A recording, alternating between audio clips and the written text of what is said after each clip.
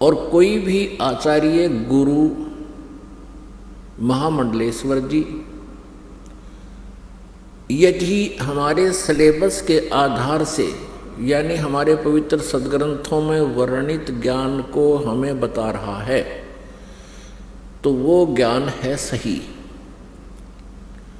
और जो इन पवित्र सद्ग्रंथों में वर्णित ज्ञान के विरुद्ध ज्ञान दे रहा है, अर्थात जो सिलेबस से बाहर, पाठ्यक्रम से बाहर कोई टीचर, कोई अध्यापक पढ़ा रहा है, तो वो उसका ज्ञान सही नहीं है, उसका ज्ञान सिलेबस अनुसार नहीं है, पाठ्यक्रम के अनुसार नहीं है। तो ऐसे ही जो आध्यात्मिक टीचर हैं, आध्यात्मिक गुरु हैं, आचार्य हैं, यदि वो हमारे सद्ग्रंथों में वर्णित उल्लेख के आधार से वो अपना ज्ञान सुना रहे हैं, जनता को प्रवचन कर रहे हैं, तो वो ज्ञान सही है, वो अध्यापक सही है। वो क्योंकि ये जो आध्यात्मिक गुरु हैं ये भी टीचर होते हैं, ये आध्यात्मिक टीचर हैं। और हमारा सिलेबस है ये पवित्र सद्ग्रंथ, इनमें वर्णित विधि और ज्ञान को जो टीचर अर्थात जो आचार्य गुरु हमें बता रहा है तो वो टीचर सही है, वो आचार्य है। और जो हमारे सद्ग्रंथों के विपरीत ज्ञान दे रहा है उसको लोक वेद कहते हैं। वो लोक वेद मीन उसका सेल्फ मेड दंत कथा, तो वो ज्ञान निराधार होता है।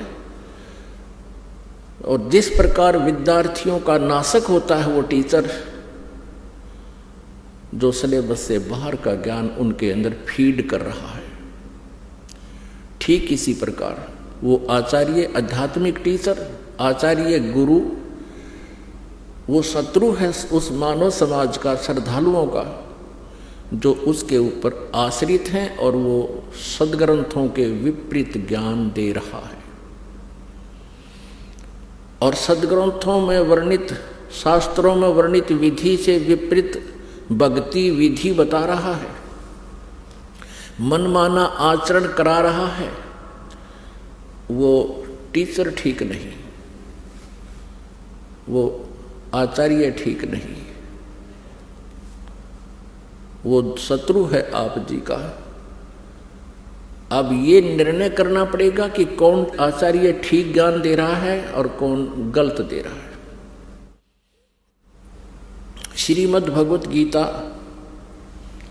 अध्याय नंबर 16 के श्लोक नंबर 23 और 24 में स्पष्ट किया है गीता ज्ञानदाता ने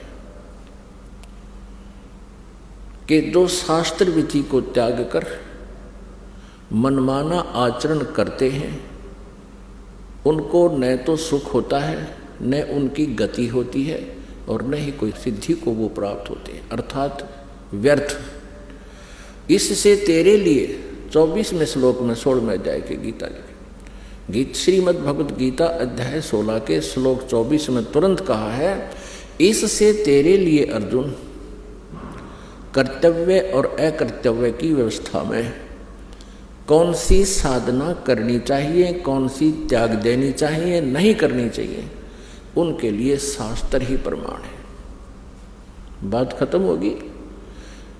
जो आचार्य या जो श्रद्धालु श्रीमद् भगवत गीता जी को सही मानता है, श्रोधार्य मानता है और इसके पाठ्यक्रम में विश्वास रखता है, और जो आचार्य अपने शिष्यों को, अनुयायियों को ये राय देता है कि गीता जी का नित्य पाठ अवश्य करना चाहिए, तो फिर वो अगर गीता जी के विरुद्ध साधनाएं बता रहा है और गीता जी के विरुद्ध वो ज्ञान दे रहा है तो वो अज्ञानी आचार्य है, वो तत्व ज्ञानहीन है, वो आध्यात्मिक ज्ञानहीन अज्ञानी है। कोई प्रश्न करते हैं किनको? हिंदू धर्म के आचार्यों, गुरुओं को। उनसे पूछते हैं कि क्या ब्रह्मा विष्णु महेश जी की मृत्यु होती है? क्या ये जन्मते मरते हैं? तो उत्तर देते हैं कि ये कभी जन्मते मरते नहीं। फिर प्रश्न किया जाता है, क्या ब्रह्मा जी विष्णु जी शिव जी के माता पिता हैं? वो कहते हैं जब इनका जन्म मृत्यु होता ही नहीं, माता पिता का प्रश्न ही नहीं।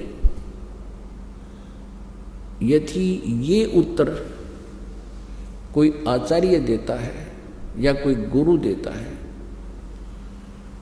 वो अज्ञानी व्यक्ति है, वो लोक वेद सुना रहा है, वो दंत कथा सुना रहा है और इन भोली श्रद्धालुओं को, इन विश्वासियों को, या जो उस पर विश्वास किए बैठे हैं उसको, उस अज्ञानी को और संत आचार्य मान कर बैठे हैं, उनका जीवन नाशक है।